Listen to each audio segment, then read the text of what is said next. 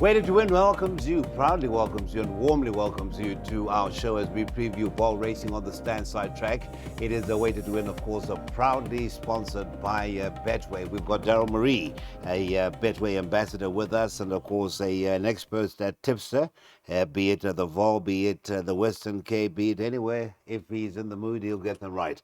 It's Thursday racing, Standside track, 8 races, not the biggest of fields, but 1 or 2 that are quite trappy. Yeah, Cess, thanks for having me first and foremost. Last week we previewed the meeting. I was of the opinion that the best going would be towards the outside, and the entire meeting was focused up on the inside running rail. And I said to myself, let me actually give Gabriel Soma, head of racing operations at 4Racing, a call, and to try find out where they're going to position the starting stalls up the Vaal Straight. And he said, you know what, let me get the information from the relevant people and get back to you. He gave me a call within a few seconds. He said, tell the viewers the positioning of the starting stalls will be in the center of the Vaal main track. Okay. Unlike last week where the going was, or they positioned them towards the inside. Yes. It's in the center. So there's a chance that this week they're either going to go to the inside or to the outside. I'm not 100% sure. I don't think they'll it will be quite focused or biased as last week. Okay. Opening leg of the bipod says, take notes, it is a maiden handicap. Now we have to touch on Penisile Motawa's form. You know, his last 3 rides have all been winners. Yeah, he actually had 6 winners season gone, huh? Yeah, so he's in cracking form. I mean, he is very short in the market, and it is a maiden handicap. Last time out against winners, they pulled well clear of the balance of the field. I like his chances, but he does have top weight to carry. So for that reason, I did include the scratching to double up with him. I put in the companion, Captain Job, also trained by Fabian Habib. Tsapiso is also another one of the leading work riders up on the high fault. I don't believe his form lines are that strong, but he is getting quite a bit of kilograms or in receipt of quite a few kgs from his stable companion, I think as much as 4.5. And then I think Mr. Yonker's stable has turned now. Well, Gold they pulled Grace. That big betting coup on Saturday, yeah. 40 to 1 into 5 to 1. But Marco did give us a heads up when he had a previous winner. Don't leave my horse for Yonker in the next out. Okay. Yeah, and I watched his replay of his last 2 starts. That's number 8, and he's been staying on slightly towards the latter stages. 52 to shoulder. I don't know who the work rider is going to be. I see Impy's off. This is on which number? Number 8. Number 8 is no, we haven't actually got confirmation yet. Yeah. Yes. So I've put all of numbers 1, 2, 3, and 8. Possibility to travel up in the opening leg. Thank you so much, Daryl. We've got confirmation of the work riders on numbers 9 and 10. It is N. Yobose on the 9 Brightest Blaze, and then J. Basel on the 10 Silver 7. That's your bipod.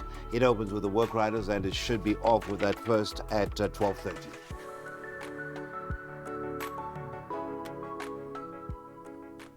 All right, our second race of the afternoon will be the start of the PA. And of course, this is the first chance for the professionals to strut this stuff. It's a racing today. It's another maiden handicap for fillies and mares. This time they go over the 1,200 meters. Now, as far as favoritism is concerned, it is the 2 bilingual who will be hoping to get it right at around 33 to 10. 7 to 2 is the 5 Cartagena. The 6 Perini Palace is at 15 to 4. 7 to 2 is the 3 Someday Maybe. It is that kind of a handicap, maiden handicap, Mr. Marie, 1,200 meters a trip. This time, what have you found for us? Yeah, let me just put it out there that I'm not a fan of any of these form lines. I don't think the form on offer here is strong whatsoever. So, number 2, bilingual. Stables come to form. I don't know, with the draw 1, is she going to go towards the inside? I'm not too sure, but she's been finishing thereabouts. I need to ask a question before you go any further. Are you not being too preoccupied with the draws? Why? No, these are I rely smallish heavily on fields. draws. But I mean, these are smallish fields. Are you not being too preoccupied with them? If the going's up the inside, Cess, and you're drawn towards the outside, aren't you in the inferior going? Yeah, no, I'm just saying, but I mean, smallish fields are good. Yeah, but the fact remains you're still on the wrong side. No, I'm just asking. I'm just, because you are a conspiracy theorist, and I'm just trying to get you off that trail. All right, no, sorry to interrupt. Then let's touch on Cartagena Uh-huh. or Cartagena. I'm not too sure how you pronounce it. But, Okay. you know, last time out, she should have finished closer. Once again, not a form as really a fan of the form line. Uh-huh. But in her penultimate start, she fluffed her line. She really got left hopelessly. I'm expecting her to reverse the form with Someday maybe, and reverse the form with Perini Palace because she's 2.5 kilograms better off. She gets stronger handling, and that day behind Willie Meet again, she got left. Let's go back to the form line in May. Yes. Now, Kit Kat Katie actually beat Someday maybe. Yeah. Is 7 kilograms, no, 5 kilograms better off, and beat Someday maybe. And she's priced up in the region of 20 to 1. She is back, well, she's now in a handicap carrying 52.5. She's back up the straight. I think with the stable coming to form, she is the value in the race. Number 7, Kit Kat Katie. I've gone all of numbers 2, 5, and 7. 2, 5, and a 7. That's way of Mr. Marie in that first leg of the PA. There is that banker in leg number 3, and also a banker in a leg number 5. That would be race number 6. A reminder of the off time to race number 2, and that it's 1:05.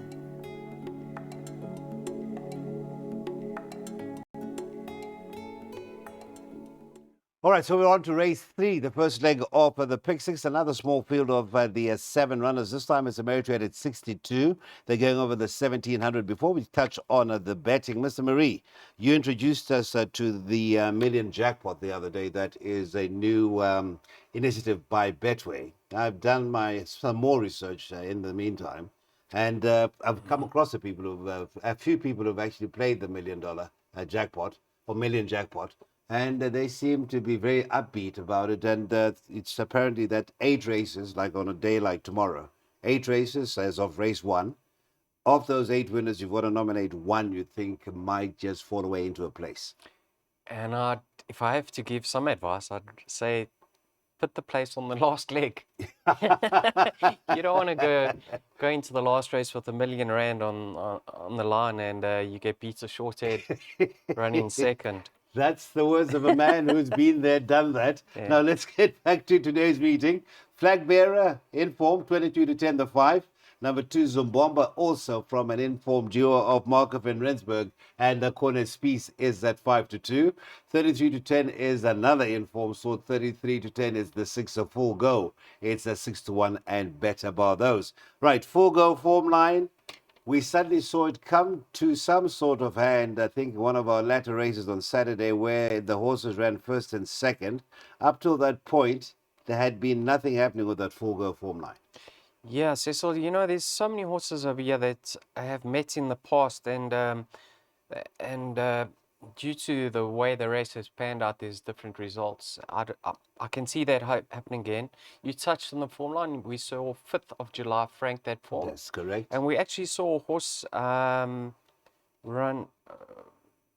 second, and that's in this race. That's in Flag Bearer. Yeah. So the form line looks okay. Yeah. What I do want to say is I watched the replay when Full Go won, and you know, Flag Bearer, everything went wrong in the early stages, and he happened to find himself stone last turning for home. He quickened up nicely, and in a smaller field, I can certainly see him reversing the form with Full Go. I think he's 1.5 kilos better off, if I'm not mistaken. So I'll give him a chance. But if you go back even further to the Sparkling Jubilee run, Yes. now let me just say there shouldn't be much separating Zoom Bomber, Flag Bearer, and Full Go.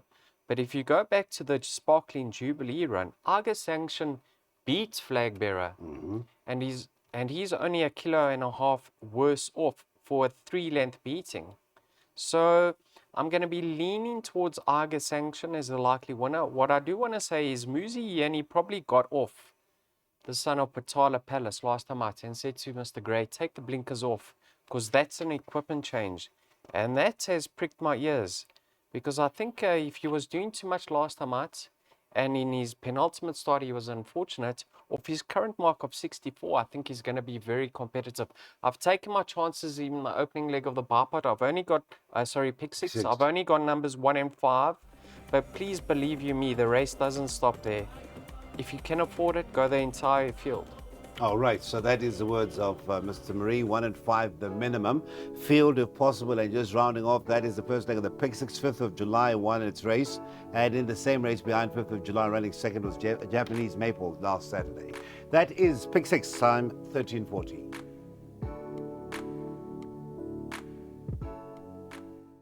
All right, so now we get into race number 4. Race 3 was a merit-rated, 62 handicap. We're in a merit-rated 82, 1700 meters as a trip. We've lost to 5, a stormy winter. It is still one of our bigger fields on the afternoon. 9 runners remain in race number 4. Now, this is the first leg of the first jackpot, and just looking at the betting, it is pretty open. 7-2, you've got the 9, a Blackberry Breeze, quite highly regarded by the stable. 4-1 about the 4, Celtic Rush, talk about Mr. David Nevenhuizen. But it is your favorite, Apache Sun, who's actually been shortened in from 3-1 into 28-10 for an informer tie Zaki stable with Pilisand and Cody aboard. Apache Sun, last seen running behind a highly regarded Strathclyde from the stable of Tony Riverland. And I actually remember that run. Richard overcame the widest draw in the flash, and the rest was history. Yeah. Cecil, what's interesting is he's now making his first run as a gelding. And Mr. Tyron Zaki has always said the further he goes, the better. Yeah. So it was a bit of a surprise victory when he won on the inside track over 14.50 in his 3 starts back. Yeah. So he's done extremely well. And now that he's been gelded and stepped up in trip and unexposed over this distance, I could see him winning. He's certainly formed part of my jackpot, but because my pick 6 was too costly, I only went with numbers 4 and 9. Now, we need to touch on David Nevenhuizen and Marco van Rensburg. Yes. Both of them are in cracking form. Yeah. And when they've teamed up together, they've really been red hot. Celtic Rush, he's in good form. He should confirm that form with Circle of Life. Is it Circle of Life? Circle of Grace. So I'll give him a winning chance. Now, if you go back 3 runs in Blackberry Breeze's form, you'll see he met David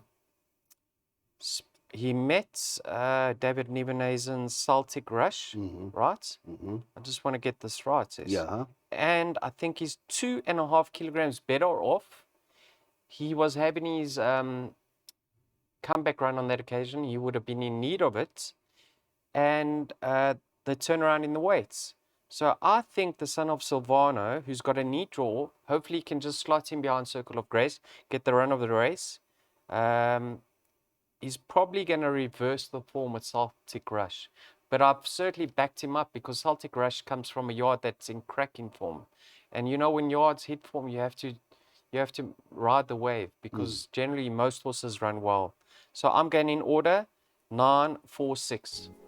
Thank you so much. That is 946, and that is the first leg of the jackpot.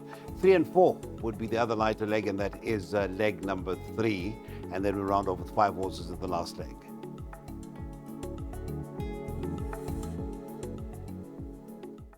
All right, so we enter the second half of our 8-race program. It is race number 5 as we continue on a Weighted to Win, proudly brought to you by Betway, the new home of the PSL. Tab Telebet 0861 0000822 is over the 1800 meters, happy to say. In spite of the scratching off last time out, winner number 3, Ideal Future, obviously scratched due to insufficient recovery time. We still have 8 runners. And the oldest standside track favorite is back amongst us. And that is number 9, Beguiling, in those colors that are very much in form. But, Mr. Murray, it is feeling groovy at 33-10. Your favorite 9-2, numbers 1 free in Seattle. Linger No More, also at 9-2. 5-1 and a better bar those. Now you're talking about an informed duo, Cornish Peace and Marco van Rensburg. Linger No More drops down in class. It was an average rate at 72 last time out, not disgraced behind Olivia's Way, to an average merit rate at 61. Yes, I think with Marco van Rensburg in the irons, she does have a possibility of reversing the form with Feeling Groovy and Leonessa, who finished ahead of her on the Bushveld run. She was out of her ground on that occasion. Marco from a neat draw, he's going to put her in the race. So I can see her reversing that form. You know what? These are mainly fillies, all currently in their place. Just at the weight, strictly at the weights, free in Seattle. Got her work cut out. I think she's going to be the drifter in the market. I think she's too short. She's currently second favorite. Excuse me, says. But on the Gilder Grey run, she's got it all to do. But you know what? She's a likely race 3-year-old, so I'll put her in. Let's go back a few runs now, says. Now let's agree on the fact that there isn't much separating Lingana Moore, Feeling Groovy, Leonessa. Go back a few runs in Demover's form when she finished behind Linga No More. When Linga No More beat the Marco's Jet. She is now 7 kilograms better off with Linga No More. And Joey's yard's firing currently. Last time out, I liked her chances with the blinkers. She was overdoing it. So I love the fact that the blinkers have come off. But you know what?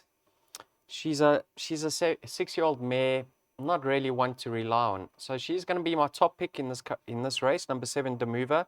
But I went field in the exotics because it is that type of a race. Yeah, and the guys were left smiling last week. Saturday, who's that sibling of a seat again that came through to win for Joey? Yeah, that's right. Yeah, very good win indeed. 1, 2, 3, 4, 5, 6, 7, 8, and a 9. So that is how trappy it is, including the scratching, just in case your favorite comes through. That jackpot pool, that is jackpot 2, closes at 10 to 3.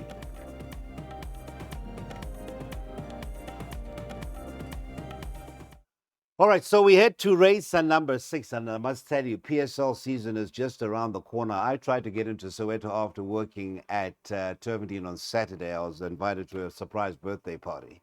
Forgetting that there's a match on, it was a cup game, just as we approached the Orlando Stadium. Do you know that I sat in the same place longer than I sit doing a Friday preview show? 2 hours. Sure. That's the impact soccer has on us. Yeah. And now with Betway involved, I think it'll prove to be one of those marriages that was made in heaven. I'll tell you what, Cess, we need to get on the phone to Jonathan Bloomberg. I'd love to go to a game with you. Yes, I would love to. And Yeah, in fact, so we have to get in touch with him very, very That's on soon. my bucket list. I've never been to a local. Soccer match. Yeah. Yeah, but we've got to go early. We've got to be free that day. Anyway, let's get to race number 6. And in race number 6, the favorite is the 4, Risky Business at 22 to 10, 28 to 10, the 3, Dancing Dora. Mix the Magic, back to a former. Mix the Magic is at 4 to 1, it's 15 to 2, and Better Bar those. You know, I always say to his wife, to everybody who cares to listen to me, I always see when Gavin and his agent decide to get back on a horse. He did feel he was hard done by, as in he was unlucky when he rode it last time out, and I'm sure he'll be looking to make amends. Absolutely. You know, number 3, Dancing Dora, that's who we're chatting about. Yes. She was disappointing last time out, but she was in open company. I'm still going to sit here and say I prefer her over 1200. Yeah. I think the 1400 is a bit of a stretch for her, but one thing's for certain is that anyone can get a horse to stay, it's Gavin, because he can give them a lot of patience and restraint from the saddle. Yeah, Cecil, unlucky in her penultimate start behind Mix the Magic. She was taken out at the start. I expect her to reverse the form with Mix the Magic. Once again, you're going to shoot me down in flames. Are they going to go towards the inside or outside? I'm hoping Muzi jumps out and scoots towards that outside running rail. I watched her later start in open company. It never looked promising for her in running. It looked like she was always under a little bit of pressure, no cover. I thought she pulled it out the fire against the boys. You know, the runner-up, Can't Catch Me, got the run of the race. Everything went her way, and she's, despite things not going her own way, she still went and knuckled down and fetched and got Can't Catch Me on the line. She only got a 2-pound penalty. She's back up the straight. If Muzi can guide her to that outside running rail, I think she'll take a lot of beating. So I'm going 4 from 3. 4 from 3, but preference, no doubt about it, is the number 4 in a race, the number 6. That's the first leg of the last pick 3, and I think the safety route would be to go the 3 and the 4 in that pick 3. Let's just hear more from Darren. Yes. I called you Darren. No problem. Says, I just want to touch on the fact of that form line. Yes. We saw Sail the Sky. Yes. Sail the Sky win from there. Sell this guy, one from there. Yes. And coming in hot, placed from there. Indeed, that is it. You liked coming in hot in the last race at Turpentine last week. Risky business. That is the business in race number 6. All right, so let's get to that penultimate event, which means the last chance to get involved in a double. And in the second last race, number 10, A Warm Winter Night, is at 15-4, your favorite. Number 5, Munchkin, 4-1. 9-2 is the 2, and that is Purple Ninja Turtle. 11-2 is the 7, Vegas High Rise, and thereafter 6s and better bar those. Mr. Marie, quite a few equipment changes. I see the compression headgear goes on the 7 Vegas High Rise. I see the cheek pieces on the 8 Lulu's Boy, tongue tie on the 9 Houston, and again the compression hood on the 10 A Warmer Winter Night, and I'm sure there'll be lots more before the race itself. Once again, I'm going to touch on the process. Yes. Okay. Are they going to go towards the inside running rail or towards the outside? Now let's say they happen to go towards the inside. Houston catches my eye because I know the son of the United States has really been a disappointment of note, but you need to take note of the fact that his rating has plummeted. They're coming back in trip and they're putting a set of blinkers on. So all of that thrown into the pot, the melting pot, we could see him recapture some of his better form, Cecil. I think there is value around about 20-1 with number 9 Houston. If they do go towards the inside, then Munchin's going to get the run of the race if Houston goes, because he's just going to slot in behind him, and we know that he's capable of turning it on. So that's if they go towards the inside. If they go towards the outside, you've got the likes of Purple Ninja Turtle and Straight Arms Mount, Second Breath. Now take note of Second Breath. She's won 3 times in her career, 3 career victories. All 3 have been over this course and distance. She's also hit the crossbar 3 times, 3 seconds over this course and distance. Striker will suit her to a T. She likes to be given a little bit of cover and come with a late rattle. So she has to be taken seriously. Yeah, although she's taking on the boys, I still like her chance. And then Purple Ninja Turtle, last time out, making his debut as a gelding, he fought all the way to the line. Very courageous victory. He's 1 from 1 as a gelding. Longsword, I thought he should have franked that form. I would have been more confident if it was a 1400. But you know what? He could finally notch up a good career victories now that he has had the unkindest cuts of all. And then you have to touch on Warm Winter Night, who's done absolutely nothing wrong since joining Fabian's yard. So I'll make it a tricky event if they go towards the inside, Munchkin and Houston. Otherwise, Purple Ninja Turtle, Second Breath, Warm Winter Night towards the outside. Cecil, your guess is as good as mine. And just as opposed to script to our preview to race number 7, of course, that form, Call Me When You Need Me form line that Second Breath comes out of, was well franked with the Wings Within Me, who finished just under 2 lengths behind. Second Breath came out and won a competitive race on Saturday.